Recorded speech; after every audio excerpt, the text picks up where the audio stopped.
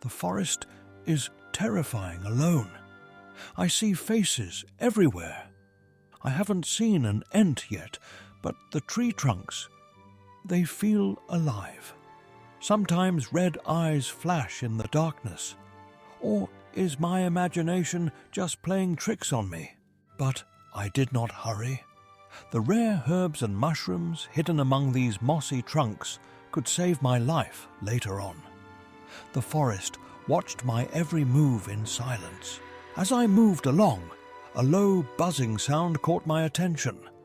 Giant dragonflies hovered over the swampy pond of the clearing. If I fail my original mission, I could still earn a few gold coins for these at the market. Poised behind a massive tree, I let out a roar to lure them closer. The blinding flash of my lightning swept across the swamp. The remnants of the pack scattered, and I gathered the precious wings. As the thicket began to thin, the silhouette of a dilapidated wooden cabin emerged from the fog. This was the thieves' hideout I was looking for. I approached with extreme caution, careful not to make a sound and give myself away. This forest is cruel. It feels as if it wants to cast everyone out. I wasn't the first to arrive. A roaming, hunting spider pack was already there. The fight had only just begun. The first victim was writhing on the ground from the venom.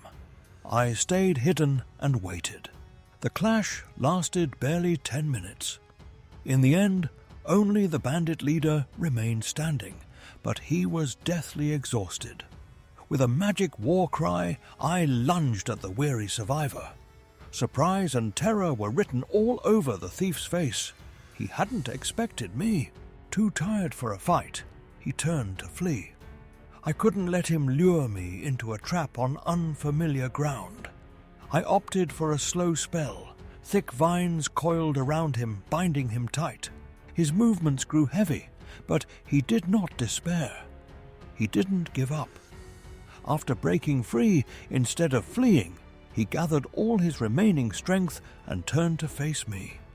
With his sword soaked in spider venom, he finally launched a wild attack. I knew that even like this, I would lose in close combat. Being a mage, I chose a more drastic spell and summoned a flaming arrow. The burning shaft struck deep into his thigh. Paralyzed by the pain, he finally collapsed and surrendered. Under my interrogation, he quickly broke and spoke of a chest hidden within the cabin. As soon as I laid eyes on the chest with the royal seal, the truth hit me. This was what the man had been hunted for. Behind the house, I found 2 horses and a rickety cart. I had never seen anything like the white stallion. Its beautiful coat and intelligent eyes captivated me instantly. I dragged the chest onto the cart, tied the robber onto the other horse, and set off toward the city. I expected a cheering crowd, but at the castle gates, I met only suspicious guards. I could barely get past them. I was disappointed, but the contents of the chest finally opened the way. I was brought before the king.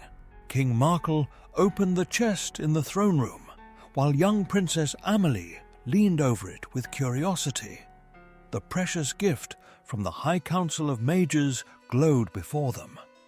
Amelie's eyes widened, and she began to eagerly question me about my adventure. The king sent me to the royal mage with the object, but even he could not identify the relic. As he hurried to find his ancient codices to solve its mystery, I accidentally touched it.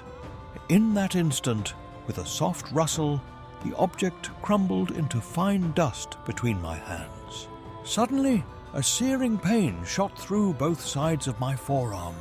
Glowing red runes began to burn into my skin. My tearful vision blurred. The crimson light of the carvings reflected in my eyes as pure terror clawed at my soul. Then an ancient, rasping voice echoed in my head. "At last, I have awakened. I am the first.